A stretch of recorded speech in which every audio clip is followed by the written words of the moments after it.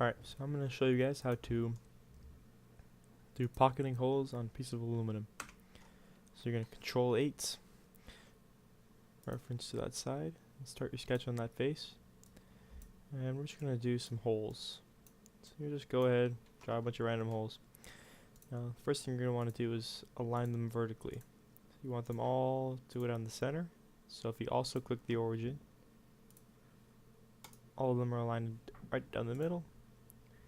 And then you want to make them all equal size, so click the circumference of all of them, hit equal. Now they're all the same. Let's go ahead and dimension one of them. Let's just do a 1.5 inch. Right, and then now just kind of move them a little bit rough dimension of where we want them.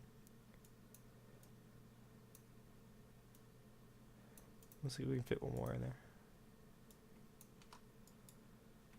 And we want to make that one equal to these.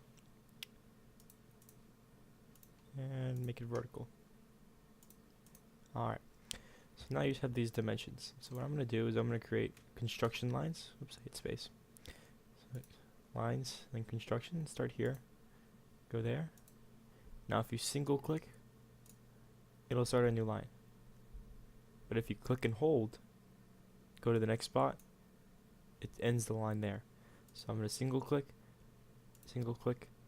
this is the last line I want to draw, so I'm going to hold it down, and if I let go on that edge, it ends it. It's a little trick to help speed up your drawings. Now I'm going to highlight every single line and get rid of those last two. Those ones are a little bit different because they are half the length. They all got to be equal. So now each hole is equidistant. Now these two are equal. So we could dimension that, and now we can squeeze them in and close them in. So we can dimension that. So we want the holes to be, let's say, 1.75 apart.